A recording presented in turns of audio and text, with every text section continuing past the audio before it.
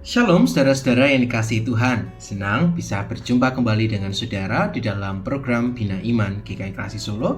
Tepat pada hari ini, hari Sabtu tanggal 15 Agustus 2026. Mari saudara, dimanapun saat ini saudara berada, bersama kita berdoa, berjumpa dengan Bapa. Kita berdoa. Kami mengucap syukur untuk setiap cinta kasih dan pemeliharaan Tuhan di dalam hidup kami. Saat ini kami anak-anak-Mu rindu untuk mendengarkan sabda firman-Mu. Untuk itu Tuhan, curahkanlah kami Roh Kudus-Mu, supaya kami bukan hanya sekedar mengerti, tapi kami juga dimampukan untuk melakukan apa yang menjadi kehendak-Mu. Bersabdalah ya Tuhan di tengah-tengah kami, sebab setiap kami sudah siap untuk mendengarkannya. Di dalam nama-Mu Tuhan kami Yesus Kristus, kami berdoa dan mengucap syukur. Amin. Saudara-saudari yang dikasihi Tuhan, saat ini kita hidup dengan berbagai macam pergumulan.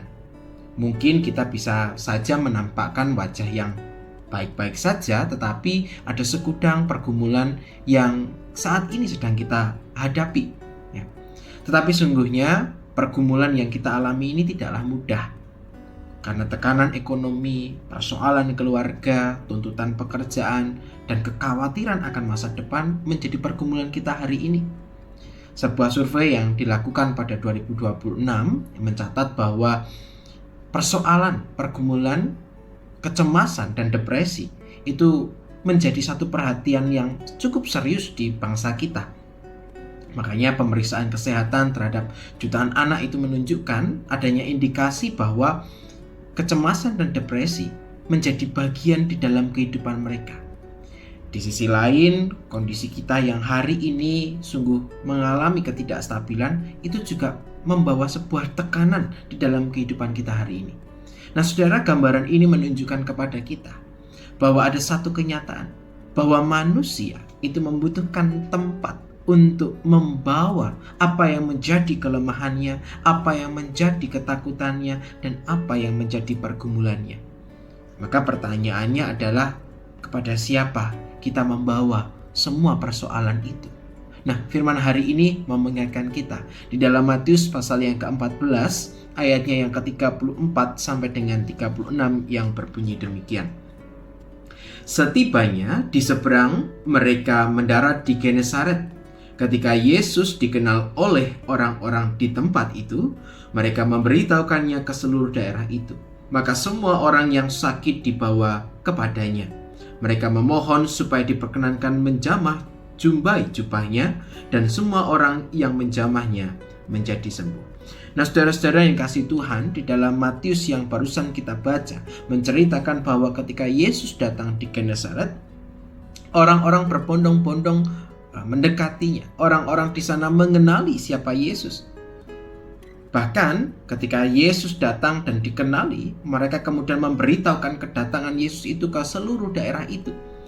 Kemudian orang-orang membawa kepada Yesus semua orang yang sakit. Mereka memohon supaya diberikan dan diperkenankan sekedar untuk menjamah jumbai jubahnya, dan mereka yang menjamahnya akan sembuh. Nah, dari permenungan ini setidaknya ada 3 hal yang saya catat untuk bersama kita renungkan. Yang pertama, saudara-saudara, firman hari ini mengajak kita untuk kembali mengenali siapa Allah kita, siapakah Yesus dalam kehidupan kita. Seperti orang-orang Genesaret yang tidak hanya melihat Yesus sebagai orang yang sekedar lewat, tetapi mereka sungguh-sungguh mengenali siapa Yesus, yakni satu pribadi yang sanggup untuk menolong apa yang menjadi pergumulan mereka. Nah, bagaimana dengan kita? Harus kita akui seringkali ketika persoalan hidup datang di dalam kehidupan kita, seringkali kita lebih mengenali atau lebih fokus kepada apa yang menjadi masalah kita daripada mengenali siapa Allah yang sungguh-sungguh bertata dan sanggup untuk melakukan segala sesuatu di dalam kehidupan kita. Kita sangat hafal apa yang menjadi persoalan kita, memikirkan kemungkinan terburuknya menghitung dan apa yang menjadi keterbatasan kita. Tetapi seringkali kita lupa siapa Yesus di dalam hidup kita, sehingga kekhawatiran itu kemudian melanda kehidupan kita. Maka bagian ini yang pertama mengingatkan kita siapakah Yesus di dalam kehidupan kita. Ia adalah pribadi yang sanggup untuk mengatasi segala persoalan kita. Yang kedua, saudara-saudara, firman hari ini mengajak kita untuk tidak hanya sekedar menikmati berkat itu tadi, ya, berkat yang asalnya dari Tuhan, ya. Menariknya dalam bagian ini orang-orang yang mengenali Yesus itu tidak menikmati kehadiran Yesus seorang diri. Mereka pergi mengundang orang, membawa orang-orang yang membutuhkan pertolongan kepada Yesus. Nah, saudara, dalam bagian ini iman yang benar itu tidak berhenti pada diri sendiri. Ketika kita mengenal Kristus di dalam kehidupan kita, seharusnya kita juga memiliki mata untuk melihat orang lain yang juga sedang terluka dan membutuhkan. Mungkin saat ini ada anggota keluarga yang sedang kehilangan pengharapan.